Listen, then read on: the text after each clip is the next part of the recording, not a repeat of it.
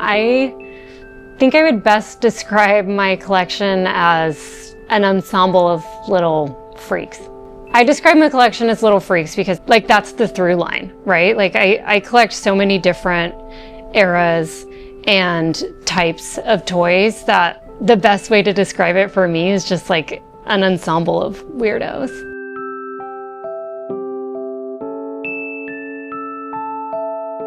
So I would say I've been collecting my whole life. I feel like it's in my blood. It's something I've always done. I still have my original collection of Polly Pockets and Tamagotchis. I was a kid of the 80s, and at the time I was collecting contemporary toys, like 90s girl toys. And I don't know what it is about me that makes me have to have every single thing in that meticulously organized, just everything in a toy line, but that is who I am. That is something I've always done. And that's led to just various iterations of my collection over the years that I feel like it's just layers of my life. It's fun for me to see that all together. I started to gravitate towards older pieces. I feel like when we first talked, I was doing primarily 80s, my lost toy lines, which I still heavily collect and I'm really into. But as my tastes evolve, my background is in art history and art practice, so I'm very interested in the history of objects and the way, the nuances of what's happening in a society when a particular object is made and how that's reflected in the piece itself, whether that be the materials that are used or quite literally what this thing is representing. Why did they make G.I. Joes? Why are they making Russian figures? It's very interesting to me to see the layers of history through objects. And I feel a really nuanced way to do that is through toys. So since the last time I saw you, like I said, my collection has gotten a lot older.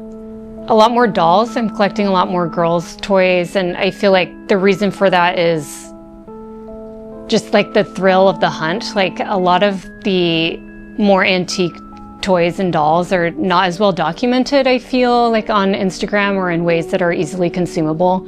So the way I find out about toys like that is literally going out to literally all of the doll and toy shows in my area and just looking and seeing what older people are collecting and what they're offering for sale. And oftentimes I'm finding things that I've never seen before. And sometimes I'm seeing things that I have seen before, but they're speaking to me in a new way that it just reflects my taste and how it's evolving. So from a hunter perspective, it's been really fun for me to get into older and older stuff because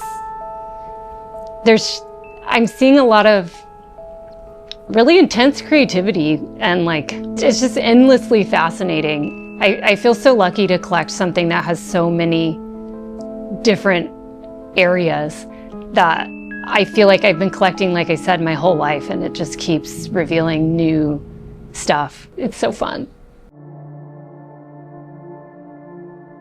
I collect a lot of different toys from all kinds of different eras. I'm by no means an expert, but I feel I have pieces that are over 100 years old, and I feel there's a through line through my collection where something that's over 100 years old is next to something that's maybe 20 or 30 years old. And to me, it all goes together. And I feel the through line through all of that is some really solid design. And not just design, some really intense creativity, whether that be through aesthetics or concept. Even within specific toy lines, I really heavily collect the Rushtons, and I feel I can tell you when each thing was made just based on the construction. And something that started in the 50s, that's all handmade, hand painted, even though it's produced in a factory, it still has human hands on it. And through that brand being made through the 70s, it eventually, through the race to the bottom of, how our culture has gone, the materials get a lot cheaper. It starts being made from polyester and stuffed with really bad foam versus in the early days just being made of all cotton and it's no longer hand painted. Stuff like that is so fascinating to me. And then just like, there's so many stories with all the dolls that I collect. Like I have a number 3 Barbie because she's iconic and it's a beautiful doll. But then I also have a Little Miss No Name that was created as like a direct antithesis to a beauty fashion doll for kids to like practice having empathy versus just aesthetics. And those are made very close in the same time period. I find things like that to be super, super interesting, and why I feel like it's so important to be interested in and curious about a wide variety of objects. I feel like my collection tells this really long and nuanced history. Like this doll, it's a Simplicity mannequin doll. It's really like not the most exciting doll, but it was made during the Great Depression when folks were like going out to World War II, and that, like, rationing was a really big thing. So they make a doll to essentially teach kids and young girls how to make your own clothing, because that was super important at that time. That sort of like design sensibility in creating like a play toy it's so interesting to me and a huge driving factor of like why I collect what I collect. Toys are totally gendered. They've always been super gendered. That's fine. But for me, I like to collect both. I think there's something important happening with both of them. And when I was thinking about this interview and why my collection has trended more toward girl toys, where in the past it's been more heavily boy toys, the first thing that came to mind was like, well, I feel like the girls' toys have more of this like whimsy that I'm really attracted to in like my overall like design aesthetic for like the way I dress, the clothing that I'm attracted to, the decor that I'm attracted to. So I started to say like I felt like the girls' toys had more of this like artistic whimsy to it. But when I really started breaking it down and thinking about what I was just saying about the history of objects, I was thinking like cultural history is really, really well represented in dolls, and it might be because I'm focusing more on that right now. That's like a driving force in why I've been picking up more and more dolls. But I think that's also true of a lot of the boys' toys. Like I started to say, like, why were they making G.I. Joes? Why are they making Dragon Riders of the Styx? What was happening at that time? Like people were really into like Black Sabbath, and like there's this huge like issue that ended up coming out of everyone being into like demonology to some degree, which was like the whole satanic panic thing. Like there's really something I think to be studied with like what is happening with toys throughout history. If I'm interested in toys from like a design, aesthetic, and historical point of view, I don't think I can look at just one. I think I need to look at both. Like they're both working with each other. They're boys and girls toys.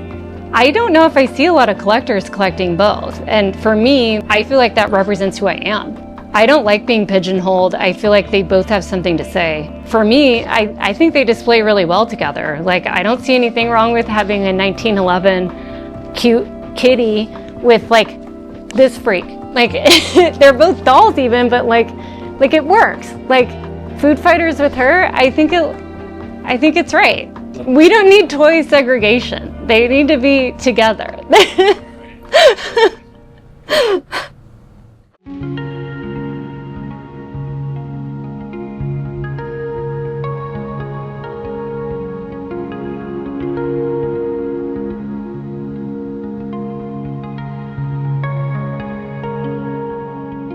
I'm really happy with my collection right now. I think I've been happy with my collection in every version of my collection. So I absolutely seeing it continuing to grow. That's a big part of who I am. I'm always trying to learn something new. I'm always being drawn and pulled in a new direction. And it's not like it's coming out of nowhere. It's still coming from me. I'm learning new information. I am always evolving. And I think my collection's a reflection of that. It continues to evolve. I imagine that it'll keep moving forward in new directions. Like I might have said this already, but I'll go to doll shows or toy shows and see something that I've seen 1,000 times, and for some reason it's speaking to me at that given time. That's what I get drawn to and what I start picking up, and I think that's really fun. And what I think is the big principle of collecting vintage at all is like, it's circular. It's supposed to be like, that's like a huge linchpin in a vintage community. You're keeping things in circulation, you're keeping things moving. So like for me, I sell toys and dolls because like I'm constantly bringing something new in, and if I bring something in, something has to go out. I'm not a hoarder. I don't want to be a hoarder. I want to pay it forward. I want to keep it moving. I love the community aspect of collecting, and we're just always like, I feel like we're all finding out about new things all the time and then sharing those with each other. Like, it's so enriching to my life, and like talking to you guys or like whoever, friends, like even just locally, it's so wonderful to have something to share with people. There's always something new to be discovered. That's why I love collecting vintage so much and why I feel so passionately about it. Also, a big reason why I started collecting more vintage dolls is like there's a lot of them that are like one of one, even things that were mass produced, like these like style of googly dolls. There's a million of them. There's so many, and they were made over like decades. They're still making googly eye dolls, you know, but they're so different, and because they have like so many early toys are like handmade, whether they be folk art pieces or pieces that are being made in a factory. They're still hand painted. The outfits are handmade. Like, just there's all these subtle nuances, especially when you get into older pieces, that make things so individual. There's like this huge breadth of pieces that I feel like are still unknown to me, that I may or may not be interested in collecting, but at least from like a historical perspective, I'm seeing things all the time that are new to me and fascinating and completely fascinating.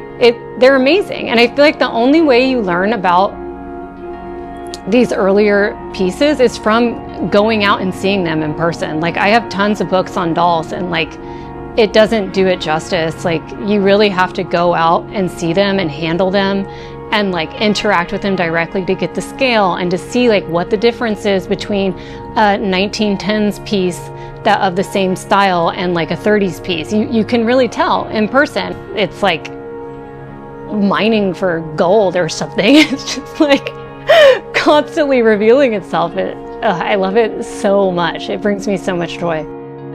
So I like to really get into discussing like the historical context of specific toys on my TikTok and Instagram, which is at Cutthroat_Cuddle. Yeah, I think that's it for today. Thanks for watching.